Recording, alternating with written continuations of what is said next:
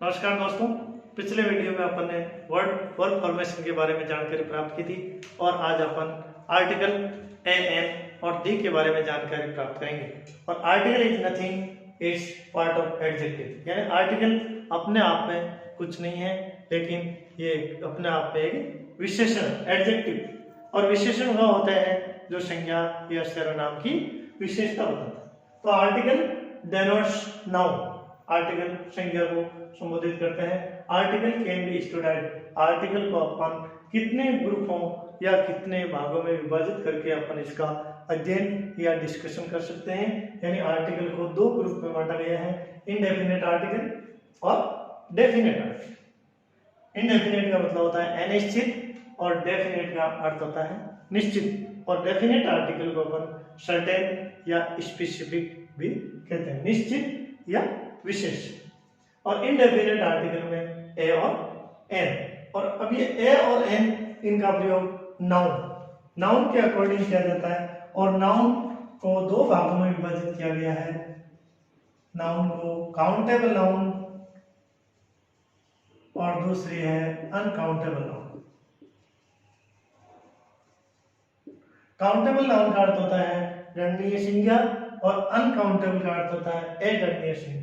फिर काउंटेबल को अपन singular countable noun और प्लूरल काउंटेबल नाउन, यानी नाउन दो प्रकार के होते हैं, काउंटेबल नाउन और अनकाउंटेबल नाउन।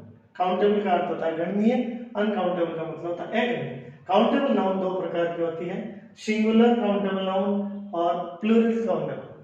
तो अपन इंडेफिनेट आर्टिकल ए और एन का प्रयोग सिंगुलर काउंटेबल नाउन में प्रयोग करते हैं और प्लूरल और अनकाउंटेबल नाउन में अपन इंडेफिनेट आर्टिकल का प्रयोग नहीं करते। अतः इस बात का विशेष ध्यान रखना है कि अपन ए और एन का प्रयोग सिंगुलर काउंटेबल नाउन में ही करते हैं, प्लूरल और अनकाउंटेबल नाउन में ए एन का प्रयोग नहीं होता। अब अपन देखते हैं ए और एन का प्रयोग कहाँ कहाँ होता है। तो इंग्लिश लैंग्वेज के अंदर 26 अल्फाबेट या 26 लेटर्स होते हैं। अब 26 लेटर्स को फिर दो भागों में विभाजित किया जाता है, स्वर और व्यंजन। स्वर और व्यंजन। अब 26 लेटर्स में से स्वर वोवल्स हैं ए, ई, आई, ओ, यू। कौन से हैं? ए, ई, आई, ओ, यू।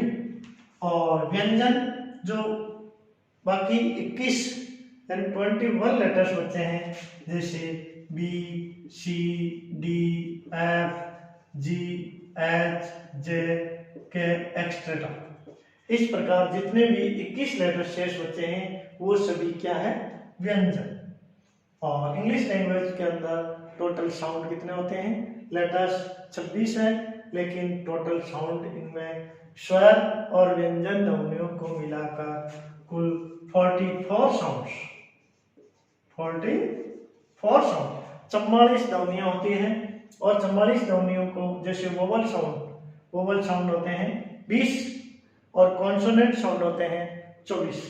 और उन 20 में से प्योर वावल साउंड और वावल ग्लाइड्स को अलग अलग भागों में भी बांटा गया है, यानी 12 + 8 बराबर 20 वोवल साउंड होते हैं। और व्यंजन ध्वनियां कॉन्सोनेंट साउंड होते हैं 24, यानी 24 साउंड। अब हिंदी के अंदर अपन को ए और एन का प्रयोग साउंड के अकॉर्डिंग करना है, ने की लेटर्स। ए और एन का प्रयोग साउंड को देखकर बढ़ना है, ने की फर्स्ट लेटर्स को। अब वोवल, तो साउंड में पहला वोवल है ए, आ, ई, ऊ, ए, आई, ओ, औ।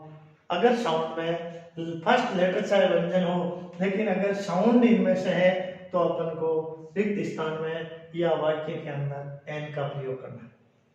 और अगर फर्स्ट लेटर वोवल है, लेकिन अगर इसका साउंड व्यंजन है, व्यंजन का मतलब के, खे, गे, गे, चे, इस प्रकार शेष जितने भी 33 व्यंजन की अगर ध्वनि आती है तो अपन को भरना है ए। अब अपन कुछ शब्द लेकर ए और एन का अभ्यास करते हैं, जैसे toy, girl, year, chair, hour, ML. Unit, one, rupee, note, uniform, euro. अब इन शब्दों को अपन फर्स्ट अक्षर में देखकर इनका साउंड देखें। फर्स्ट अक्षर टी है तो इसका उच्चारण है टॉय, तो आएगा ए। इसमें घर, प्रथम घर, तो आएगा ए। ईयर, अब ज्यादातर उच्चारण ईयर करते हैं, जबकि ये इसका जो साउंड है वो ईयर नहीं, ईयर सही उच्चारण है ईयर, इसलिए आएगा ए। चेयर, पहला साउंड है चे, इसलिए आएगा चे। अब इसमें देखने लायक बात है कि first letter H, first letter व्यंजन है लेकिन इसका उच्चारण होता है अवर, तो अवर में पहला अक्षर ए स्वर है, इसलिए आएगा एन। अब इसमें M L A, M L और एल, तो फर्स्ट अक्षर का साउंड है वो ए है, इसलिए आएगा एन। अब इसमें फर्स्ट अक्षर है यू, लेकिन इसका उच्चारण है यूनिट, यूनिट, इसलिए फर्स्ट अक्षर व्यंजन है, इसलिए आएगा ए। फर्स्ट लेटर वोवल है लेकिन फर्स्ट इसकी लेटर की जो साउंड है वो है वन, इसलिए आएगा ए। फर्स्ट लेटर है वो स्वर है लेकिन इसका उच्चारण है यूनिफॉर्म, इसलिए आएगा ए। अब फर्स्ट अक्षर स्वर है लेकिन इसका उच्चारण है यूरोपियन, इसलिए ए। अब अपन को इन शब्दों के आधार पर यह निष्कर्ष निकलता है कि फर्स्ट लेटर क्या और फर्स्ट साउंड क्या। यदि किसी वर्ड का फर्स्ट लेटर वोवल है, फर्स्ट लेटर वोवल है, लेकिन अगर इसकी साउंड कॉन्सोनेंट, साउंड पर ध्यान रखना है, न कि आपको लेटर पर। फर्स्ट लेटर चाहे वोवल है चाहे कॉन्सोनेंट है, इस बात को आपको ध्यान नहीं रखना है, केवल आपको ए और एन को फिलअप करने के लिए उस वर्ड के साउंड, पहले अक्षर की साउंड को देखकर आपको पढ़ना है कि फर्स्ट साउंड यदि कॉन्सोनेंट है तो आपको पढ़ना है ए, और फर्स्ट साउंड अगर वोवल है तो आपको पढ़ना है एन, फर्स्ट साउंड अगर वोवल है तो पढ़ना है एन, फर्स्ट साउंड अगर कॉन्सोनेंट है तो पढ़ना है ए। अब इसमें पहले देखो वोवल, फर्स्ट लेटर वोवल है लेकिन साउंड कॉन्सोनेंट है, इसलिए आएगा ए। दूसरे में फर्स्ट लेटर कॉन्सोनेंट है, फर्स्ट लेटर कॉन्सोनेंट है लेकिन उसका साउंड वोवल है, इसलिए आएगा एन। अब इसमें फर्स्ट लेटर वोवल है और इसका उच्चारण भी वोवल हो रहा है, स्वर, स्वर हो रहा है, इसलिए आएगा एन। और अंतिम लेटर में अगर फर्स्ट लेटर ही कॉन्सोनेंट है और फर्स्ट साउंड ही कॉन्सोनेंट है तो आएगा ए। अब आपको बताना है जैसे यहाँ, अब इसमें ये भी होता है कि एब्रीविएशन, एब्रीविएशन का अर्थ होता है संक्षिप्तीकरण, संक्षिप्तीकरण जैसे एमएलए, एमपी, एमबीबीएस, एलबीएस, जो भी है, तो फर्स्ट अक्षर का फर्स्ट साउंड क्या है उसके अकॉर्डिंग आपको ए और एन बढ़ना। जैसे पहला है ही इज, उच्चारण करो इसका, ही इज, फर्स्ट लेटर क्या है वोवल है, फर्स्ट लेटर वोवल है लेकिन इसका उच्चारण हो रहा है he is unknown point, he is unknown point, unknown, इसलिए आएगा एन। फर्स्ट वोवल है और फर्स्ट साउंड भी वोवल है, इसलिए आएगा unknown point. My brother is, my brother is, first letter consonant है, फर्स्ट लेटर कॉन्सोनेंट है लेकिन इसकी साउंड हो रही है M B B S, M B B S, तो फर्स्ट लेटर की फर्स्ट साउंड स्वर है A R E E O you, तो आएगा एन। तीसरा सेंटेंस है you are, first letter consonant है लेकिन इसकी उच्चारण हो रही है ऑनेस्ट, ही, you are an honest person, you are an honest person। अगला देखो मोहन इज, फर्स्ट अक्षर कॉन्सोनेंट है पी ओ, पी ओ। तो फर्स्ट लेटर में लेटर भी कॉन्सोनेंट है, व्यंजन है, और इसकी ध्वनि भी व्यंजन हो रही है, इसलिए आएगा ए। अगला सेंटेंस है सी इज, फर्स्ट लेटर स्वर है और इसका उच्चारण है एजुकेटेड, तो आएगा an educated. Sita is, first letter vowel है, स्वर है, लेकिन इसका उच्चारण है one eyed lady, one eyed lady. तो इसका प्रथम ध्वनि में व्यंजन आ रहा है, इसलिए आएगा a. Sita is a one eyed lady. अगला वाक्य ही is, first sound, first letter है वो वोवल है, लेकिन इसका उच्चारण डी अगली, फर्स्ट ए स्वर आ रहा है, इसलिए आएगा एन। अगला सेंटेंस है this is you, first letter vowel है, लेकिन इसका उच्चारण है यू, यू मिस होता है मादा भेड़, यू मिस होता है मादा भेड़, इसलिए आएगा ए। लेटर तो वोवल है, लेकिन इसका उच्चारण हो रहा है यू, इसलिए दिस इज ए यू, यह है एक मादा भेड़। इस प्रकार आपको फर्स्ट लेटर पर ध्यान नहीं देकर उस वर्ड की साउंड, फर्स्ट लेटर की जो साउंड है उस साउंड को देखकर अपन को ए और एन का प्रयोग करना है, और रिक्त स्थान में ए और एन। अब आप जितने भी वर्ड है उनके उच्चारण करके आपको ए और एन का प्रयोग करना है, न कि ए आई ओ यू को देखकर। किस पर जोर देना है? उस वर्ड की साउंड पर, और साउंड का पहला अक्षर क्या है? पहला अक्षर अगर व्यंजन है तो आपको ए बनना है, और पहला अक्षर अगर स्वर है तो आपको एन बनना है। दा का प्रयोग कुछ निश्चित और विशेष परिस्थितियों में या कुछ विशेष वस्तुओं के साथ किया जाता है, जैसे पर्वत श्रेणियां, हमारे जो हिमालय, ईस्टर्न घाट, जो पर्वत श्रेणियां, उनके पहले दा का प्रयोग किया जाता है। दा का प्रयोग नदियों, रिवर्स, सागरों, सी के नाम से पहले किया जाता है, जैसे दा गंगा, दा नील, दा कावेरी, दा यमुना, दा रण सी या दा अजब सी, उनके साथ भी दे का प्रयोग किया जाता है। हमारे जो धार्मिक ग्रंथ है जैसे गीता, बाइबल, कुरान, रामायण, महाभारत, उनके पहले भी दे का प्रयोग किया जाता है। हमारे जो दिशा, जो 4 दिशाएं या 16 दिशाएं, उनके पहले दा ईस्ट, दा वेस्ट, उत्तर, पूर्व, पश्चिम, उत्तर, दक्षिण, उनके पहले भी दी का प्रयोग किया जाता है। और इन्हीं के साथ दुनिया में जो यूनिक या अनूठी वस्तुएं हैं उनके पहले, जैसे सूर्य, चंद्रमा, पृथ्वी, आकाश, ध्रुव तारा, हवा, जो भी है उनके साथ दी का प्रयोग किया जाता है। और ऐतिहासिक इमारत या ऐतिहासिक स्थान या ऐतिहासिक घटनाएं हैं, उनके पहले भी अपन दी का प्रयोग करते हैं, जैसे the Taj Mahal, the red fort, the Qutub Minar.